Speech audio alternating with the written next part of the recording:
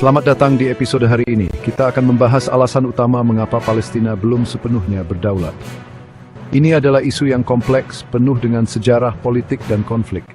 Tapi jangan khawatir, kita akan uraikan semuanya biar mudah dipahami. Dari mandat Inggris sampai peran PBB, kita akan kupas tuntas akar permasalahan ini. Siapkan diri, karena kita akan menyelami isu yang penuh dengan ketidakadilan dan perjuangan. Sebelum Israel berdiri tahun 1948, wilayah Palestina itu kayak pion dalam permainan politik global. Inggris setelah Perang Dunia Pertama dapat mandat dari Liga Bangsa-Bangsa untuk ngatur Palestina. Mandat ini guys, bukannya ngebantu Palestina merdeka, malah bikin runyam. Inggris di satu sisi janjiin negara buat orang Yahudi, di sisi lain harus ngelindungin hak-hak orang Arab Palestina.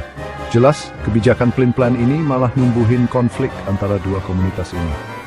Dan jangan lupa, imigrasi orang Yahudi ke Palestina makin banyak saat itu, makin bikin situasi makin panas. Intinya, warisan kolonial ini jadi pondasi rapuh buat konflik yang berkepanjangan.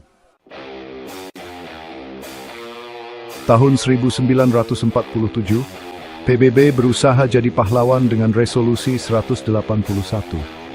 Mereka usulin pembagian wilayah Palestina jadi dua negara, satu buat Yahudi, satu buat Arab. Masalahnya pembagiannya nggak adil guys. Bayangin, 56% wilayah buat orang Yahudi yang saat itu minoritas, sementara 43% buat orang Arab Palestina yang mayoritas. Jelas pemimpin Palestina nolak mentah-mentah usulan PBB. Deklarasi kemerdekaan Israel tahun 1948 jadi momen pahit buat Palestina.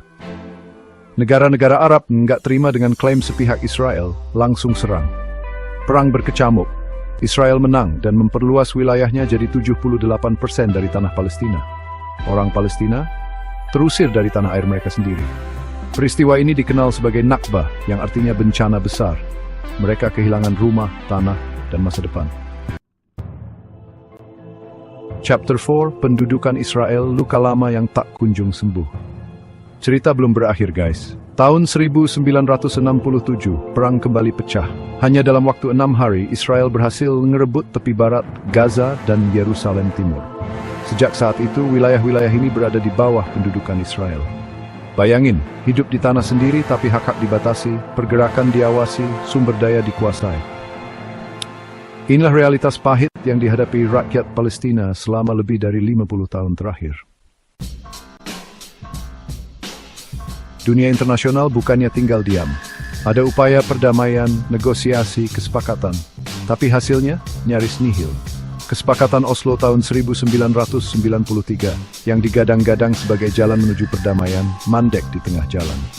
Israel terus membangun permukiman di tepi barat, mengucurkan janji-janji kosong. Palestina tetap terjebak dalam ketidakpastian. Kegagalan demi kegagalan, harapan yang terus diredupkan. Kita nggak bisa ngomongin konflik ini tanpa ngebahas peran negara adidaya. Amerika Serikat dengan pengaruh politik dan militernya jadi pendukung utama Israel. Bantuan finansial, dukungan di PBB, semuanya diberikan ke Israel. Negara-negara barat lain pun pada ikutan. Sementara itu Palestina berjuang sendirian, mencoba mendapatkan pengakuan dan dukungan internasional. Ketimpangan dukungan ini jelas jadi batu sandungan besar bagi kemerdekaan Palestina. Lebih dari 140 negara di dunia udah mengakui Palestina sebagai negara berdaulat. Tapi status Palestina di PBB masih negara pengamat. Kenapa? Karena Amerika Serikat dan sekutunya terus memblokir upaya Palestina untuk jadi anggota penuh PBB. Tanpa status keanggotaan penuh, suara Palestina di forum internasional terbatasi.